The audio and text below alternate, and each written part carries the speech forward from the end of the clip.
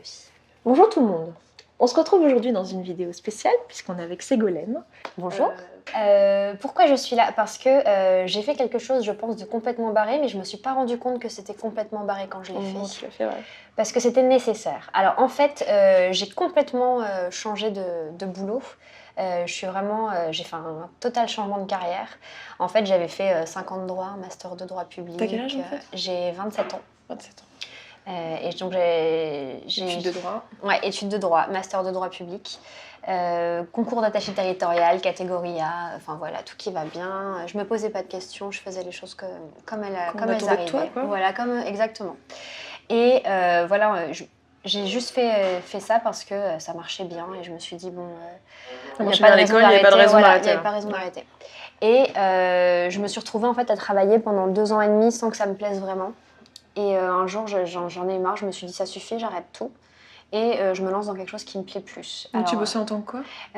Quand j'ai quitté mon travail, j'étais directrice générale des services d'une petite ville de 1500 habitants. Mais ce qui est déjà un bon poste pour un début de carrière en fait. C'est un peu les couilles quand même. Parce faut le quitter le boulot. Ouais, mais c'est vrai que tout le monde me dit ça, tout le monde a été, même après que j'ai fait, tout le monde m'a dit oh, mais c'est fou que t'aies quitté ça. En plus après, bon, c'est vrai que fonctionnaire, j'étais fonctionnaire du coup, il y a quand même des avantages, la stabilité de l'emploi, tout ça. On peut aussi bien rémunérer que dans le privé, mais il y a quand même des avantages.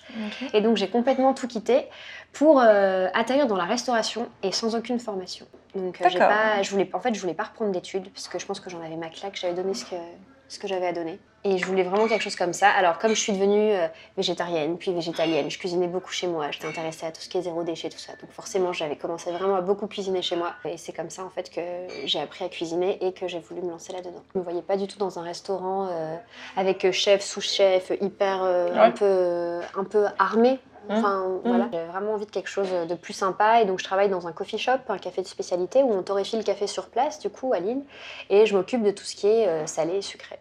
D'accord. Voilà. Et en fait, du coup, t'es arrivée là sans formation et il y avait de problème. Parce que je pense que les gens qui ont envie de changer de carrière, ils ont super peur de ça, tu vois, de la légitimité pour trouver autre chose aussi. C'est-à-dire que très souvent, quand t'as commencé à avoir un CV où t'as fait des choses, c'est difficile de trouver un boulot dans autre chose que ce que tu as déjà fait. Oui. Et du coup, là, tu disais que t'avais pas de formation ni rien. Comment t'as fait en fait? Après, j'ai peut-être eu de la chance aussi, je suis arrivée au bon moment, au bon endroit en fait. Je voulais vraiment travailler dans les petits lieux qui s'ouvrent, les petits salons de thé, les petits trucs un peu sympas. Je voulais pas un restaurant classique en fait, je voulais vraiment quelque chose de sympa. Et je sais que dans les endroits comme ça, en fait, ils prennent quand même plus sans expérience. C'est vraiment plus la motivation qui compte. C'est pas comme dans les grands restos où vraiment il faut avoir fait, je sais pas, l'hôtellerie, faut avoir le bon CV, les quoi. CAP, les machins, enfin tout ça quoi. Et là, ils prennent vraiment plus facilement. Et donc je me suis présentée au bon moment en fait. Il y avait une personne qui partait en congé maternité et finalement qui est partie en congé parental et voilà, qui ne reviendra pas. Donc en fait je me suis présentée vraiment au bon moment. Et comment ton entourage il accepte ça? Parce que d'un point de vue, alors, je déteste ça, j'ai vécu un peu la même chose que toi, donc prends pas ma question comme ça, mais je sais que d'un point de vue dans notre société, si tu veux, ça va être moins bien vu que de travailler dans un coffee shop que de servir de ses études de droit ou d'être fonctionnaire, tu vois, d'un point de vue juste social, juste, tu vois, auprès de la famille, auprès des amis, statut social, quoi. Et du coup, comment ton entourage, il vit ça? Enfin, genre, ça s'est bien passé, tu vois, genre tes potes et tout, ils sont pas dit, ah, mais quand même, toutes ces études pour ça... Mes potes, ça va. Je pense qu'en fait, ils sentaient que...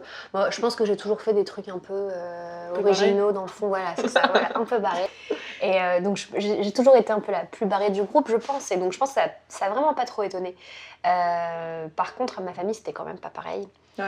Quand je l'ai annoncé à ma maman, c'était vraiment... les études qu'on t'a payées. Oui, voilà.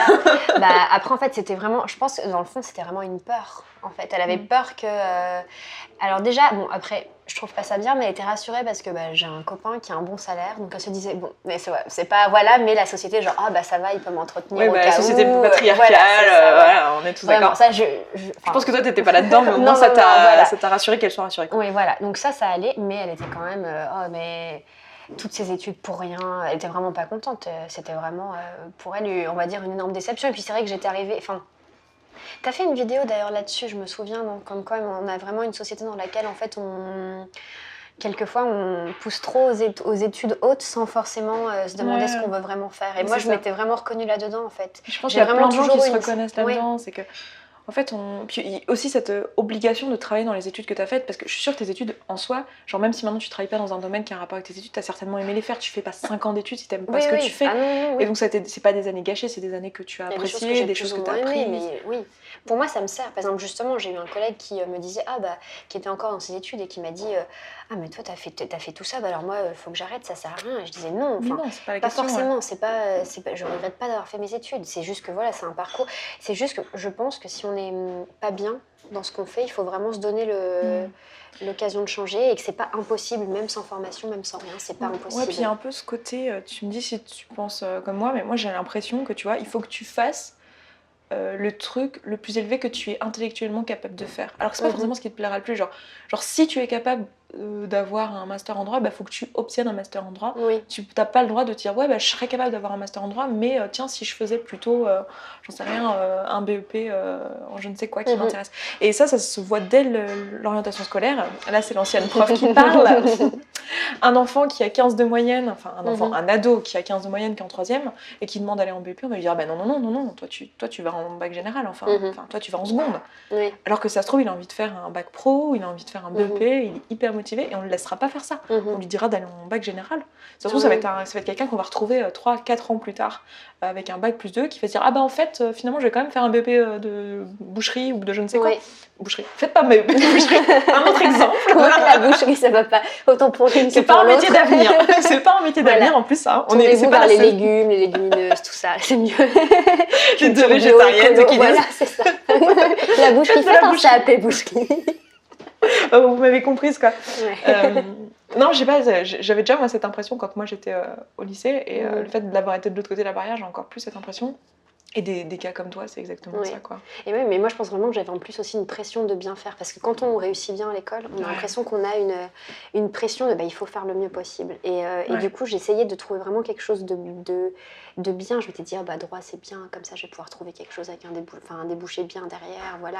Mais c'est vrai que j'ai justement toujours eu un peu ce côté, j'ai toujours eu un côté un peu artistique, quoi, vouloir faire quelque chose dans les langues, des choses où il n'y a pas forcément de débouché. En fait, j'aurais pas osé, je pense, par rapport au regard des autres là pour le coup. Et c'est vrai que... Qu'est-ce qui t'a fait le déclic ? Pourquoi tu l'as fait quoi d'un seul coup ? Pourquoi là j'ai changé ? Vraiment parce que j'étais vraiment plus bien. Je rentrais chez moi, je pleurais. J'étais pas... voilà, j'étais vraiment... Oui. C'était moi il y a 4 mois. Je rentrais chez moi, je pleurais. Ah oui, non. Et puis après, en plus, du coup, ça déteint sur tout. Parce qu'après, moi, avec mon copain, ça n'allait plus. Parce que j'étais négative, j'étais de mauvaise humeur, on n'a plus envie de bouger. Tu deviens chiante. Oui, voilà. Non, mais c'est vrai. Et il y a un moment où, voilà, je pense juste que c'est vrai que j'ai su me dire stop au bon moment et assez vite, dans le fond.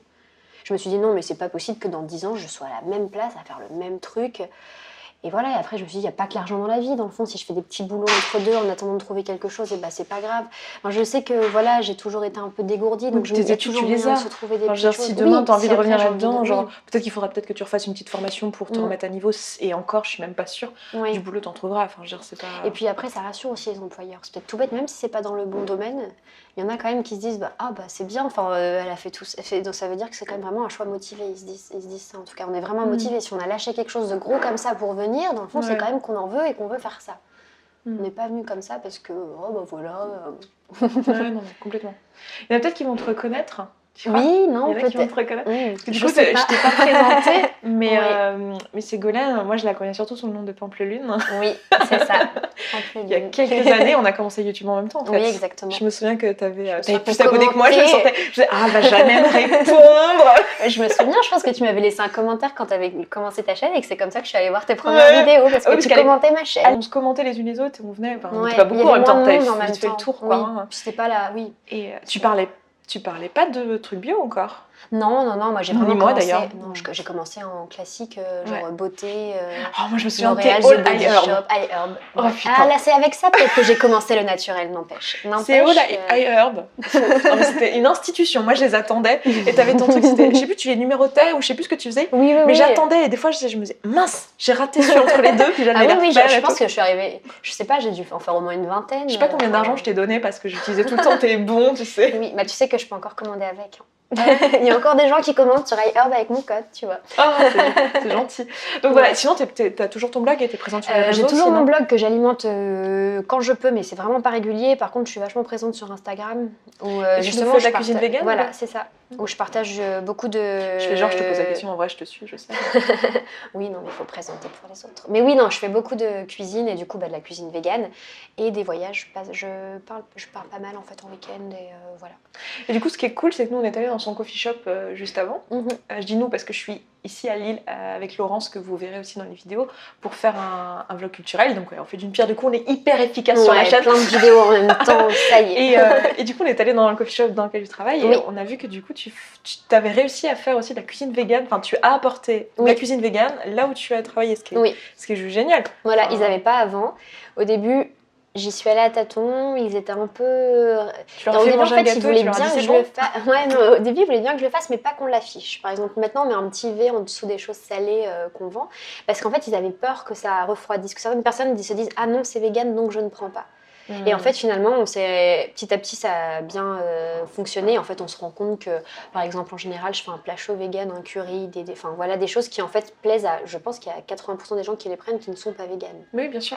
Et après, les gens véganes qui viennent sont toujours contents d'avoir par jour une proposition salée, une proposition sucrée. C'est clair.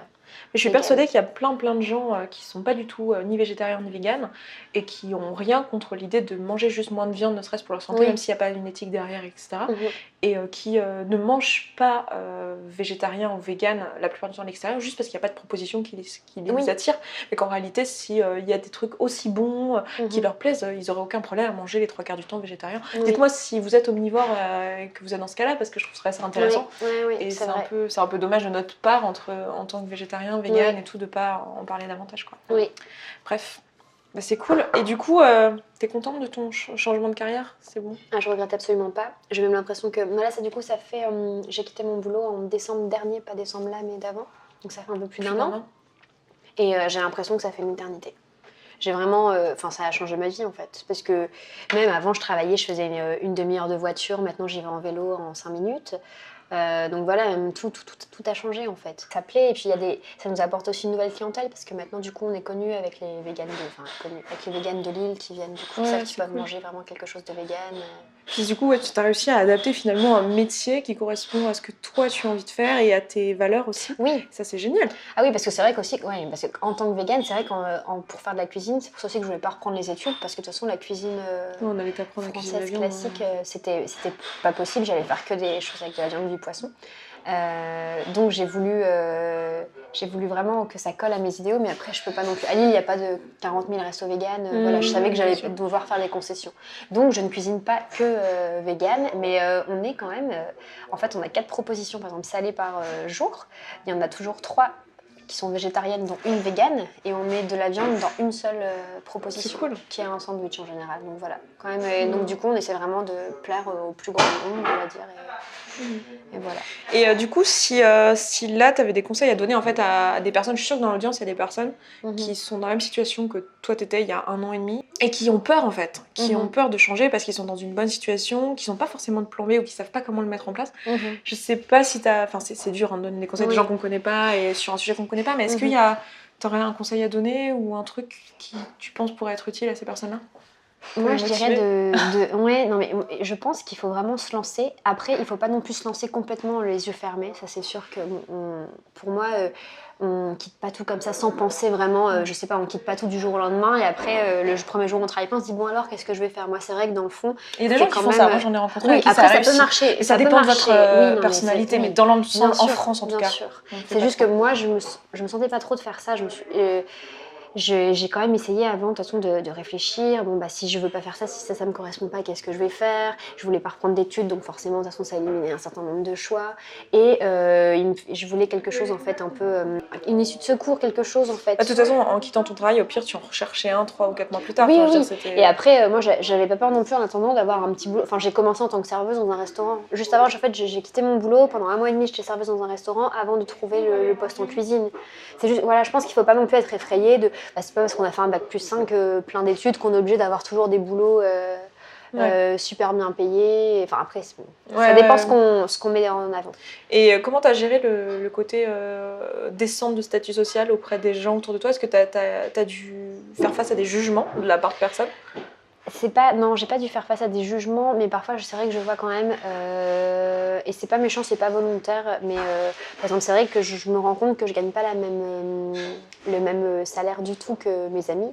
En fait, j'ai fait lycée privé avec tous des amis qui ont fait des grandes écoles, grandes études et tout ça. Aussi, ouais. Et voilà, et c'est vrai que quelquefois, si on part en vacances, en week-end, je me rends compte quand même qu'on gagne pas du tout pareil. Mais dans la vie de tous les jours, moi, je vois pas de différence. C'est juste quelquefois, peut-être que ça me blesse un petit peu. Je sais pas pourquoi, je saurais pas expliquer, mais je me dis quand même, c'est vrai que bon, en tout cas, j'espère pas rester toute ma vie à ce salaire-là, et j'espère que je vais pouvoir Évoluer un peu. après évoluer. Ouais. Ok. Écoute, je trouve ça super inspirant. Merci d'être venue. Bah, merci à Syrah toi Barret. de m'avoir invitée. Et puis on vous mettra l'adresse du bar dans lequel on se trouve parce que la limonade, Ouais, c'est bon. super bonne. Donc moi j'ai pris citron vert et toi t'as pris quoi? Au matcha, au thé matcha. Voilà. En plus, c'est super original et c'est très très bon. On se fait un petit chill. Voilà, et on termine là-dessus. On vous dit à bientôt. Je sais pas si Ségolène sera de retour sur la chaîne, ou peut-être pas avant longtemps. Mais voilà, on vous embrasse, on vous dit à très vite. Ciao ciao. Au revoir.